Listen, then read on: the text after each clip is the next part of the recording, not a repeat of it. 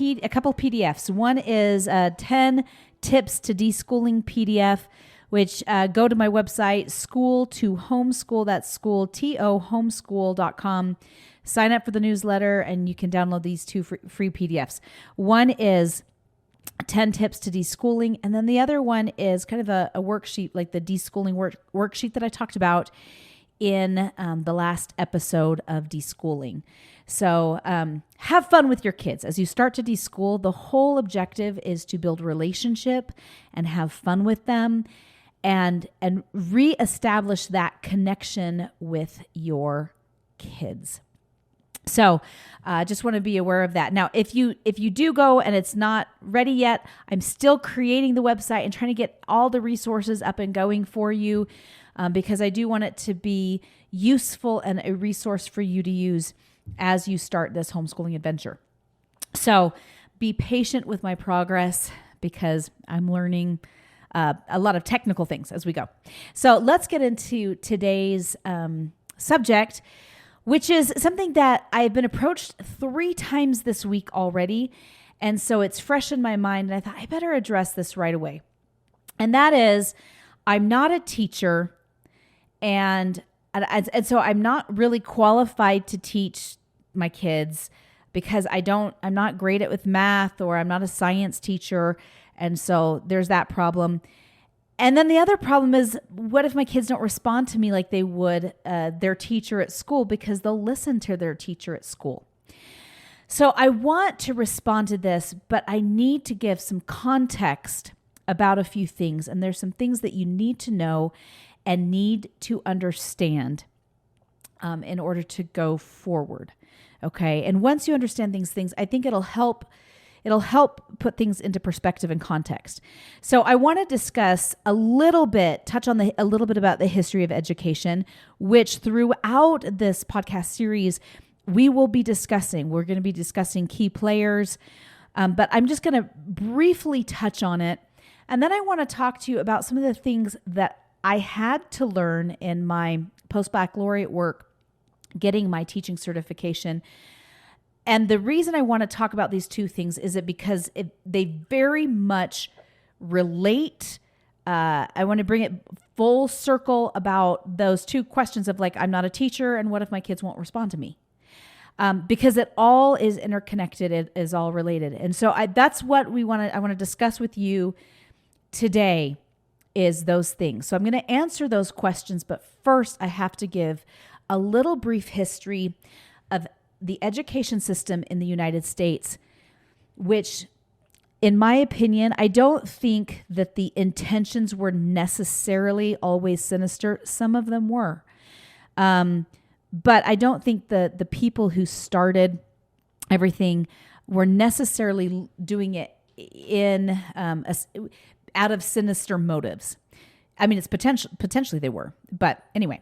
But let's rewind. We're going to go back to Plymouth Colony, which was established in 1620. Plymouth was a little bit different than Jamestown. Jamestown was not predominantly families, whereas the Plymouth Colony, they came as families. The Pilgrims, or Separatists, as they were called and distinguished themselves, were predominantly family units. You did have the crewmen and things like that. They weren't in families, but those who really settled the Plymouth Colony, the bulk of them were families, the very few that were left who actually survived the voyage, of which I'm a descendant. And so this is a very tender subject to me. Something that I've studied a lot about is the founding of Plymouth and the Mayflower. But they brought with them the Bible. They predominantly taught their children out of the Bible. And so that's 1620. As more and more Puritans come into and settle New England, they start bringing their religious ideologies with them and their copies of the Bible with them. It became very important that their children were educated in the Bible so that they wouldn't be tempted by Satan. We see this in the Ye Deluder of Satan Act of 1647, where this is the first time that we're really seeing like common schools starting to be set up where it became a law that if there were 50 families in an area, they needed to hire a teacher who could help teach the children to read and write. The purpose to be able to learn to read and write, because they needed to know the Bible, which would help protect their spirits. All right, that's the intentions of the Puritans. Now, I am pretty careful with people in the past. I do not like to put a 21st century judgment on them. Just like when I go into another country, I don't put American judgments on the cultures that I'm visiting. I like to keep an open mind. And that's how I see when we start to look at the past and look at what people do. I try to see as much from their perspective as possible, as opposed to going, oh my gosh, Anyway, so that being said, so then we move by the late 1600s. We have the establishment of Harvard. Again, it's set up as a theological school, and kids, by the time that they're 16, if the families can afford it, then they can send their children to Harvard to learn theology if they don't go into a trade. So we have this going on. In the meantime, mothers are teaching their children at home. Wealthier families would sometimes send their children to boarding type schools, but we don't have any centralized education system at all. We have common schools where families can pay for their kids to go to learn to read and write. We know Benjamin Franklin's family. He came from a very large family. He was one of the younger children in his family, and they were not very wealthy. So he was only able to go to school from ages 8 to 10. He hated arithmetic. He learned to read. But by the age of 12, 13, a lot of kids were already moving into, what trade am I going to be learning? What will my ultimate destiny be? We know that George Washington also didn't come from a wealthy family. His father died young. By the time he's 16, he's a surveyor. Then he gets into the military. He's considered very uneducated because he's unschooled, which is fascinating because he's actually very educated, but schooling and education are not the same thing. Okay. And yet he becomes one of the greatest leaders that the world has ever seen, in my opinion. This phenomenal general, loses lots of battles, but wins the most important ones. We get all of these founding fathers who essentially have very limited, quote, schooling. And again, during the 1700s, we don't have any centralized schools. None. There's no state-funded schools. Parents pay for their kids to go to school. If there is a school available, they pay for the teachers. So we have these common schools. Some children are sent to boarding schools. But the rest of the populace is taught at home. By late 1600s, we get this thing called the New England Primer, which was written by a printer by the name of Benjamin Harris, it's published by Benjamin Harris roughly between 1687 and 1690. And it covers, it's a 90-page work. It contains maxims, religious maxims, alphabetical assistance, acronyms, catechism, answers, moral lessons. It essentially teaches phonics. I actually have a couple reproductions of it. That's what when I work with my 7-year-old on her phonics, I actually use the New England Primer because I'm like, shoot, this was used for almost 200 years. It was cheap enough and small enough that most families could afford to buy this primer. So they would use the Bible and they would use this primer, which is very religiously based, to teach children to read. And we have a high population and very high literacy rates. It surprised Tocqueville when he came from France during his visit to the United States. He was shocked at how these are very homegrown people, and yet they're very educated people. He was sent to look at this new country that had been created by his country of France to see how the United States was functioning. And he was completely baffled because he was expecting a nation of idiots when he came and found a nation of not super wealthy people, but yet at the same time very educated people. And it was a little bit of a shock to him. Okay, so then we get into the 1800s, right? We're going into the 19th century. By mid-19th century, we have Horace Mann, who is approached. And again, he's lauded in the education world as the father of public education. I'm not a big fan of Horace Mann, but that's beside the point. I'm not going to go into all the reasons why. But he wanted to establish a public education system, a very centralized system. And so he looked to a Prussian model. And you've probably heard this before. If you haven't, I'm going to share with you right now. So Prussia is contemporary Germany. The Prussian education system was set up essentially to teach people how to be subordinates to authority and how to follow authority, how to train a military that will do what they're told, not ask questions, and essentially be good workers. That was the system that was chosen to set up as our education system in the United States. Then as we move into the late 1800s, we have people like John Dewey, who takes phonetics out of the education system and puts in whole reading. That's another topic for another day. So we don't get as strong phonetical language, even though we have this high nation of literate people. We change it all at once within just a few years. And then we see a major revolution from 1906 into the 1930s, where everything really, really, really shifts and becomes what we know as the education system in the United States today. Up until the early 1900s, people only went to school through 8th grade, and then wealthier families would send their kids to high school, just some sort of a secondary education system, but most didn't. And the amount of time that was spent in school was significantly less. Okay, so there we have it set up, okay? Who are the key players? Well, in the early 1900s, the key players for the education system include people like Woodrow Wilson, Andrew Carnegie, you might know Carnegie Steel, John D. Rockefeller of Standard Oil, J.P. Morgan, the great banker, right? So why were they so invested in the education system? Well, remember, why was it set up? It was set up to create a people who would do what they were told without thinking. When in the 1700s, we have this very free-thinking group, suddenly we have the masses that are being told what to do and how to do it. So I want to read to you a few of the quotes by some of these people. This first quote comes from a statement from Rockefeller's General Education Board. The document is from 1906. It's called the Occasional Letter Number 1. And this is what their mission statement is. In our dreams, people yield themselves with perfect docility to our molding hands.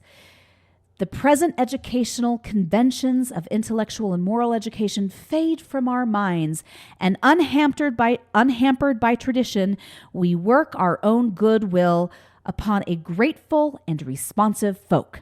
We shall not try to make these people or any of their children into philosophers or men of learning or men of science.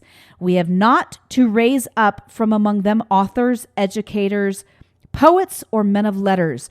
We shall not search for embryo, great artists, painters, musicians, nor lawyers, doctors, preachers, politicians, statesmen, of whom we have ample supply. The task we set before ourselves is very simple. We will organize children and teach them to do in a perfect way the things their fathers and mothers are doing in an imperfect way. My friends, their fathers and mothers were working in their factories. That's what they were doing, okay? In other words, they didn't want brains or talent. They just wanted obedience, okay? So that was from the Rockefeller's General Education Board of 1906. Okay, let's move on to Woodrow Wilson. At the time, Woodrow Wilson is the president of Princeton University, and this is what he says to an audience of businessmen in New York City. We want one class to have a liberal education. We want another class, a very much larger class of necessity, to forego the privilege of a liberal education and fit themselves to perform specific, difficult manual tasks. My friends, the intention was to create a whole generation and generations of mindless workers. That's what they wanted. The British evolutionist Benjamin Kidd wrote in his 1918 project that the end of the project, or public education, was to, quote, impose on the young the ideal of subordination, end quote. And my apologies that I didn't put quotes and end quotes on the former quotes that I've done. Okay, the next quote comes from John D. Rockefeller.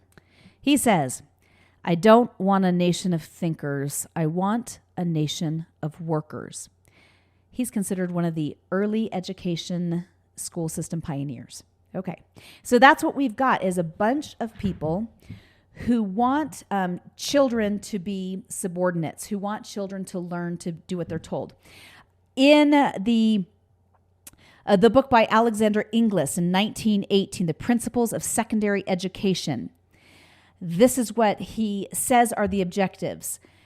Number one, adjustive or adaptive functions. And he gives 6 of these. Adjustive or adaptive function. That's one of the functions of schools. By the way, it's not to make good people. It's not to make good citizens. It's not to make each person his or her personal best.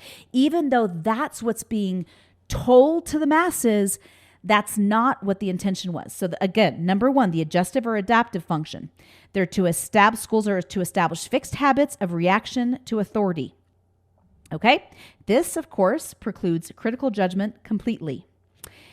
It also pretty much destroys the idea that useful or interesting material should be taught, because you can't test for reflective obedience until you know whether or not you can make kids learn and do foolish and boring things. By the way, this comes from The Weapons of Mass Instruction by John Taylor Gatto, and we'll talk about John Taylor Gatto here in a few minutes.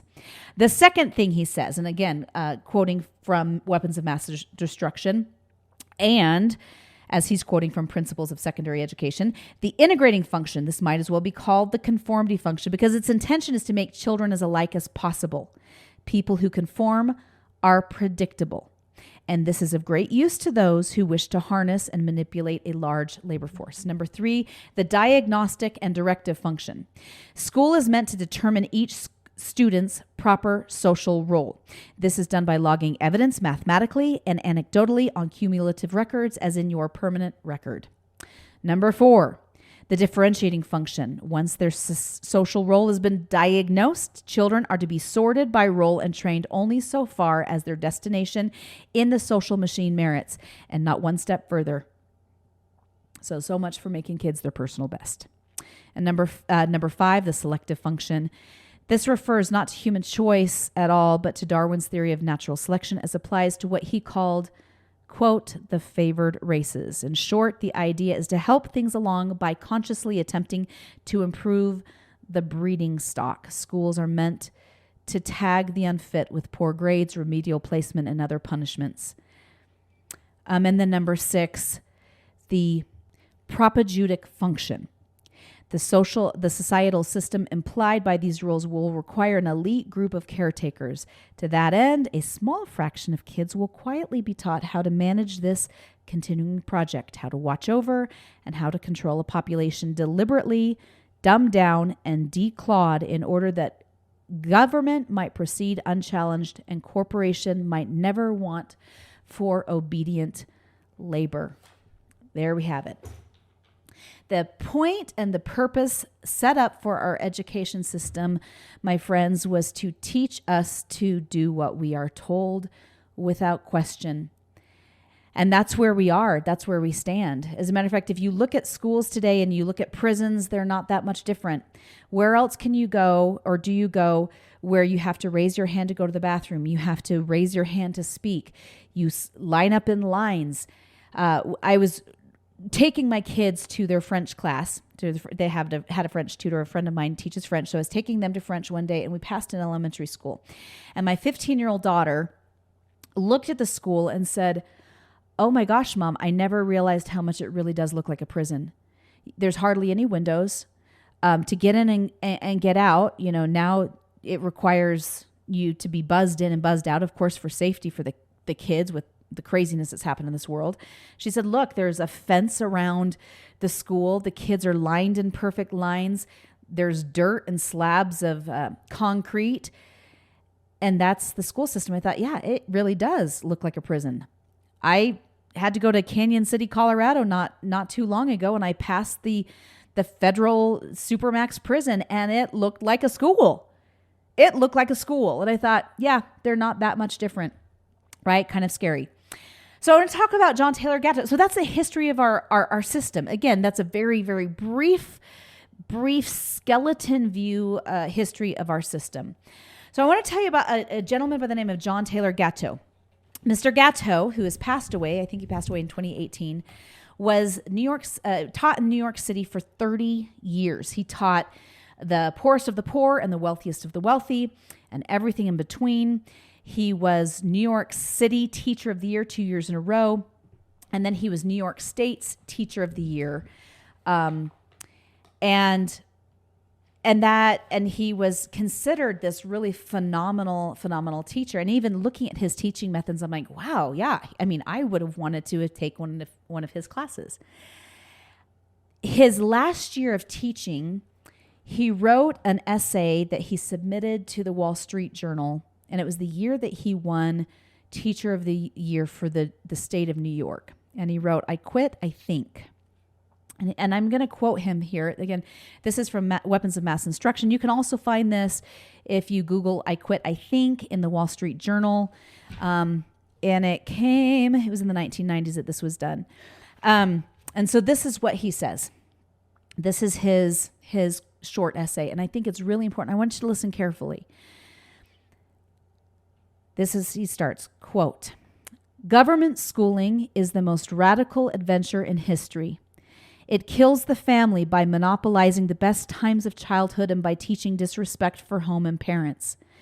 The whole blueprint of school procedure is Egyptian, not Greek or Roman. It grows from the theological idea that human value is a scarce thing, represented symbolically by the narrow peak of a pyramid. That idea passed into American history through the Puritans. It found its scientific presentation in the bell curve, along with talent supposedly apportions itself by some iron law of biology. It's a religious notion, and school is its church. I offer rituals to keep hearsay at bay. I provide documentation to justify the heavenly pyramid. Socrates foresaw that if teaching became a formal profession, something like this would happen. Professional interest is served by making what is easy to do seem hard, by subordinating the laity to the priesthood. School is too vital a job's project, contract giver, and protector of the social order to allow itself to be reformed. It has political allies to guard its marches. That's why reforms come and go without altering much. Even reformers can't imagine school being much different. David learns to read at age 4, Rachel at age 9. In normal development, when both are 13, you can't tell which one learned first. The 5-year-old spread means nothing at all. But in school, I labeled Rachel learning disabled and slow. David, down a bit, too. And David, slow down a bit too. For a paycheck, I teach David to depend on me to tell him when to go and stop. He won't outgrow that dependency. I identify Rachel as discontent, merchandise, special education fodder. She'll be locked in her place forever. In 30 years of teaching kids, rich and poor, I almost never met a learning disabled child. Hardly ever met a gifted and talented one either. Like all school categories, these are sacred myths created by human imagination. They derive from questionable values that we never examined because they preserve the temple of schooling. That's the secret behind short answer tests, bells, uniform, time blocks, age grading, standardization, and all of the rest of the school religion punishing our nation. There isn't a right way to become educated. There are as many ways as there are fingerprints. We don't need state certified teachers to make education happen. Certification probably guarantees it won't. How much more evidence is necessary? Good schools don't need more money or a longer year. They need real free market choices, variety that speaks to every need and runs risks. We don't need a national curriculum or national curriculum or national testing either. Both initiatives arise from ignorance of how people learn or deliberate indifference to it. I can't teach this way any longer. If you hear of a job where I don't have to hurt kids to make a living, let me know. Come fall, I'll be looking for work. End quote. And that's how he concluded his final year of teaching. It was actually published on July 5th, 1991. And so he wrote 3 books. He wrote Dumbing Us Down, The Weapons of Mass Instruction, and The Underground History of American Education. If you have the chance to read these books, I would suggest that you read them. They are sobering and they are humbling, and they might even bring you to tears as you think about your own kids. So there's that. His observation and my observation is that kids are taught to do what they're told and what to think. When I started teaching, I remember my very first day, I taught 6th, 7th, and 8th grade, and I was shocked that the 6th graders, I remember my first day with the 6th graders, I was like, okay, everyone pull out your notebooks and put your name at the top of the paper. And all of these hands came up, like everyone shot their hands up. And I'm like, so-and-so, yes, go ahead. And they're like, where do we put our name? Right side or left side? I'm like, I don't care. Right side. And they're like, okay. All the hands shot up. Do you want our first name, last initial, first and last, full name, just first name? What do you want? And I'm like, first name, last initial is fine. All the hands shot up again. Yes. Do you want us to put the period that we're in? And do you want us to put the date on the paper? And where do you want us to put it? And I was like, guys, I don't really care. Just have the information somewhere on the paper. Here, let me write it down. Here's the information. Put it on the paper. That's good enough. Right? And I was kind of dumbfounded. I kind of chuckle. I'm like, oh my gosh, they're like little kids. But I'm like, looking back, I'm like, oh my gosh, they were waiting for me to tell them what to do. And think about that. Like, as kids go into college, most kids don't even know what they want to be or what they want to do. And they're used to being told exactly what to do. It's like they can't even think on their own. So the purpose of education, as it was outlined with Horace Mann and John D. Rockefeller and Woodrow Wilson and Andrew Carnegie and all of the others, and there was others, John Dewey and all the others that are considered the fathers of our education system, they completed their purpose to make us sheep. That's what they wanted to make us. I pulled out, I'm pulling it up right now, one of my classes in post-baccalaureate work, as I mentioned, I want to talk about this a little bit, was I went downstairs yesterday, I pulled out the book, I dusted it off my shelf. It was one of my favorite textbooks because it says, How to Be an Effective Teacher. It's considered one of the major texts used in a lot of educational certification programs. It's The First Days of School is the name of the book, by Harry Wong and Rosemary T. Wong. And again, it's How to Be an Effective Teacher, The First Days of School by Harry Wong and Rosemary T. Wong. So let me read to you from the table of contents, okay? Why you need to succeed the first day of school. What is it to be an effective teacher? How you can be happy, how you can be effective, why you should use proven research-based practices. You will do what you're told. You're going to teach this way. By the way, all those people I mentioned before ran the teachers' colleges. They made sure they had their hands in the teachers' colleges and still do. Why positive expectations are important. Again, expectations, okay? Listen to the language. How to help all students succeed. It's a very short chapter. How to dress for success. How to invite students to learn. How to increase positive student behavior. Let me read that again. How to increase positive student behavior. How to have a well-managed classroom. 12, how to have your classroom ready. How to introduce yourself to your class. How to arrange and assign seating. Again, we don't have free thinking. You will be told and arranged in order how I tell you. How to post your assignments, when and how to take roll, how to maintain an effective grade record book. We're going to talk about grades in another episode. How to have and maintain effective discipline and rules. How to have effective discipline, part 2, consequences and rewards. Again, we're going to talk about that in regards to grades in another episode. How to have students follow classroom procedures. How to increase students' learning and achievement. How to get your students to do their assignments. That is legitimately a chapter. Chapter 22, how to get your students to do their assignments. Number 23, how to get your students to pass their tests. Number 24, how to get your students to work cooperatively. Number 25, how to achieve happiness and success as a teacher. And number 26, how you can become a professional educator, which this was in my professional education class. Nowhere did it say in that book, how do you help your kids love learning?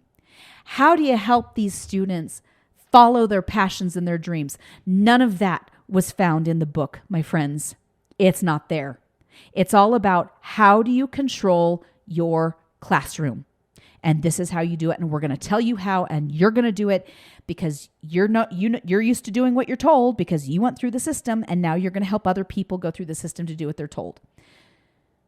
That's what they teach you in education classes. They teach you classroom management of 30 kids. In my case, it was 30 kids and 5 classes a day, 150 kids a day. You're going to learn how to manage these kids. Elementary school, you're going to learn how to manage 30 kids, but we're going to keep them in the same box. And the slower kids, there's this term in education called differentiation. It means being able to help teach each child to bring them to their best. So you teach the lower kids one way and the upper kids another way so that they all can learn. But essentially, you're going to keep them at the same level. And the higher up kids are not going to get ahead. And the lower kids, we're going to try to bring up to standard. But really, they're going to be stigmatized for the rest of their lives, believing that they're idiots because they can't hack it in the classroom, because they don't get the grades, because they may not understand the material, but you have to move on because your expectation is to teach workers, not to teach children. Not to teach children, to teach workers. So let's discuss this as you parents that you are not a teacher. Get a little emotional because you are teachers. You are teachers. Did you teach your kids how to brush their teeth? Did you teach them how to get dressed? Did you teach them how to say please and thank you? And do they do it? If you teach your children the way that it's taught at school, the way things are done at school, you're going to have a really, really, really hard time.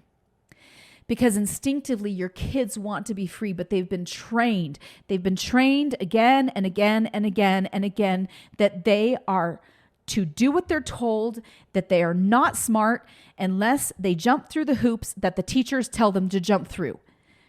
And I look at some kids and I think, man, there are some smart kids who have believed their whole lives that they're stupid because, in the words of Albert Einstein, everyone is a genius, but if you judge a fish by its ability to climb a tree, it will live its whole life believing that it is stupid. Now, some people say that there's no substantive evidence that Einstein made the statement. I would like to believe that he did, but it still stands true. So let's talk about you as a teacher. Okay. You do not need a teaching certificate to be a good teacher. You don't. Again, you spend an obscene amount of time working on classroom management. But if you're with your own kids, it's a whole different story. Now, as I mentioned, if you try to sit down and teach your kids the way that they do it at school, number one, it's not super effective, okay? Of all pedagogies, it's the least effective, okay? But if you sit down and you sit with your kids and you learn with them, right? As opposed to you being the all-knowing, almighty dispenser of knowledge and you see them as an open vessel where you're going to vomit information into them, you're not going to be effective. But if you sit with them and you're a learner with them and they know that you've expressed, I don't know everything, so let's learn this together. Older kids, you won't even need to sit with them that much because you go, okay, you want to learn something? Well, let's find the resources. Unlike the 17 and 1800s or any time before then, we have the internet, my friends. We have YouTube. We have all sorts of resources at our fingertips. We have more resources than the history of the world has ever seen before. You don't have to be the dispenser of all knowledge. You get to sit alongside your kids and learn with them. You get to learn with them. And your kids that have learning disabilities, my friends, you take them out of a classroom and watch them flourish. You teach them different learning methods. You may not. So I had one of my sons when he was in fourth grade really struggled with double-digit multiplication. So I called a friend of mine and said, hey, he's a professor of mathematical education. So he teaches teachers how to teach. I was like, hey, what should I do? Because he's not understanding this concept. He goes, hey, it's super easy. Go to YouTube, look up Japanese ways to teach double-digit learning or double-digit multiplication. So I did. Totally got it. Like he and I watched it together. Then we practiced it together. 10 minutes later, he could do it. Okay. And so we've got these educational resources, and you don't have to be the dispenser, again, of all knowledge. You can tap into other resources. You can. And you're not going to have as much of a mutiny or any mutiny at all when the kids know you're learning alongside them and you're not this taskmaster that they're expected to sit and listen to as the wealth of information. No. You learn with them and something magical happens. And sometimes they won't even need you. You might be there just to help them and answer questions or help them find resources. But the real power comes when they start to discover that they're interested in something and then you give them the resources to learn that thing. And then they start delving into it themselves. That's powerful.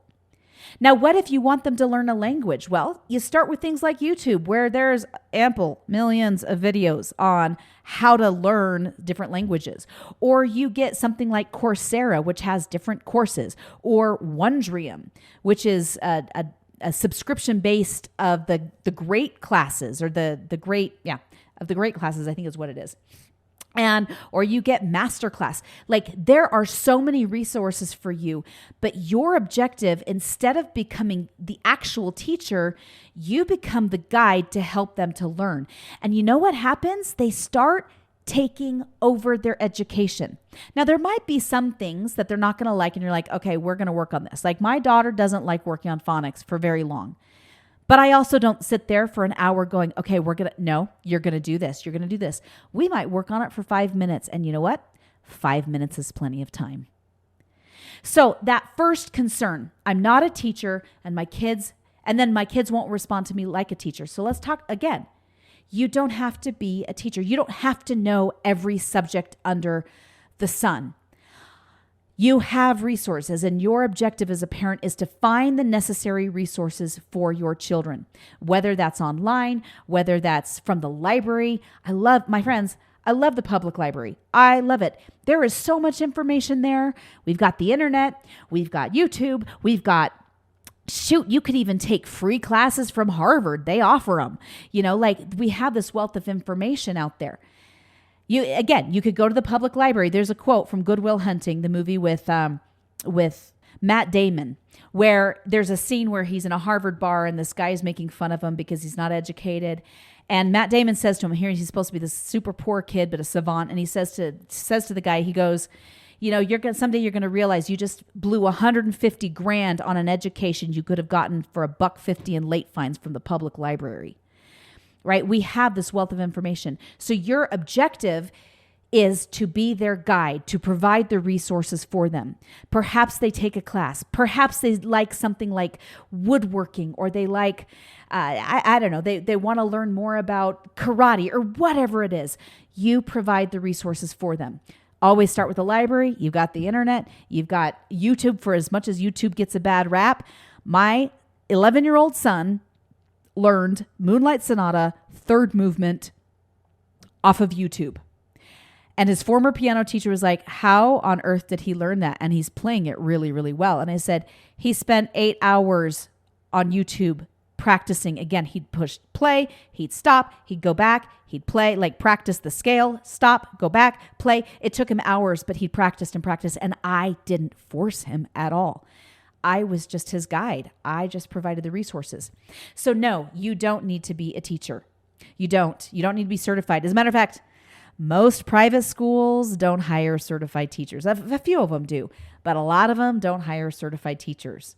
And it's really sad when like a physicist who's this brilliant person couldn't be a teacher, even though they're a brilliant physicist, because they're not certified, but they could work in a private school, right? Which are considered higher level, right? They're considered better than public schools. Actually, it's about the same model. It's the stand and deliver, and the teacher is the dispenser of all knowledge, right? If you can get that out of your head, that you don't have to dispense all of the knowledge, you will be far more successful. And that naturally, in turn, moves to, if you're not sitting there as a taskmaster over them, your kids will listen. Because when you start to delve into the things that they're interested in, and you don't spend tons and tons of times on the things that they aren't interested in, they're not going to be as apt to rebel against you. Like, spend the time doing the things that they love, and then give them breaks to run outside and be free and be kids and do what they need to do. It's possible. So for us in my family, we spend about 10 to 15 minutes on writing. We spend about 10 to 15 minutes on math. We spend a lot more time on reading, just because we do read alouds as a family, where I'll sit and read to the kids, or we'll listen to a book on Audible, and they'll do art or, work on a project that they're working on. But I don't get a lot of pushback from my kids. Like, it's quick. Sometimes I'll do, other curriculums. Like right now, to my teenagers' horror, I'm having them go through an actual curriculum. I usually don't use a lot of curriculums. Occasionally I will. In this case, I do. We're going through maturation and what it means for our bodies to change with my 11-year-old. And I asked my 16 and 15-year-old to sit in with us as we do it. And they're both like bright red as we're talking about it. But I'm like, hey, but they're good sports about it. And I don't spend more than about 15 minutes on it. And then the rest of the day, they delve into the things that they love to do. And I don't fight them on it. And I don't have to worry about it. Now, if you're like, but what if my kid plays video games all day? We'll talk about that in another episode, okay? Because my kids know we use technology as a creative tool, or we use it as a consumer, and we want to spend most time using it as a creative tool. But again, we'll talk about that in another episode about video games and the likes of technology. But again, this is what I want you to take away, okay? I want you to know, number one, you love those kids more than anybody else. You gave birth to them. You've been raising them. You've watched them grow. You are meant to be their guide. You are meant to help them along. You are meant to watch them blossom and grow. And if you treat them as these beautiful, creative, hungry and thirsting after knowledge creatures, as opposed to something that you've got to dump information into, you're going to have a much more successful experience than you will as a classroom teacher is. And by the way, most classroom teachers are not that effective. I know I'm going to offend a whole lot of people, but I watched it. I watched it as a professional. I still watch it today. Not that they don't have good hearts, but they're tired. They don't get paid a lot. They have to manage all these kids. There's a lot that they have to teach them. And your kids are not getting the best education they deserve, but they would get it if they were from you. Now, one other thing I want to say, because one of the parents that called me actually didn't call me about homeschooling, but then she started thinking about it after she and I talked this week. And she said, well, my daughter has a learning disability. And she said, one of the problems that we're seeing in the charter school is she's having a really hard time retaining mathematical information, and she's just not smart in math. And I said, okay, so she's believed her whole life that she's not smart in math. And she's like, right, she doesn't, she struggles with math. And I said, so if you brought her home, and she goes, and they push her because they can't go as slow as she needs them to go, because they have to, keep on with their curriculum. I'm like, right, they're teaching a curriculum. They're not teaching a child. They're teaching a worker. They're not teaching a child. I said, but if she was at home, could you slow it down? And she goes, absolutely. But I'm not a math teacher. I'm like, so? Could you slow it down?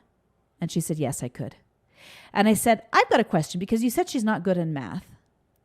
And she said, no, she's not. And I said, tell me this. If I were to give her $20 and say, I want you to go to the store, but don't spend more than $20. Do you think she'd be able to keep it under $20? And she said, of course she would. I said, so she'd be able to figure that out.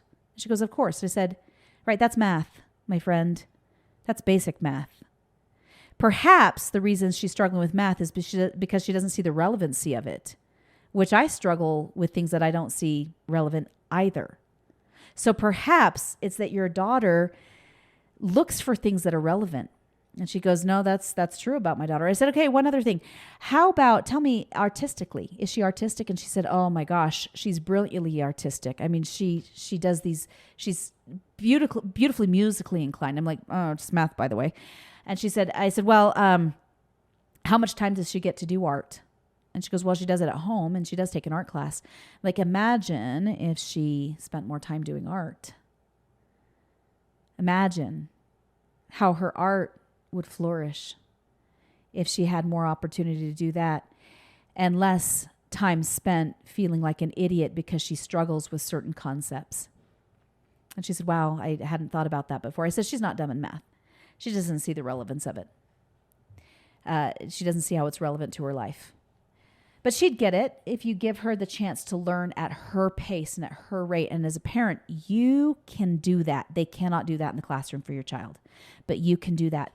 You can help them to learn at their pace, at their rate.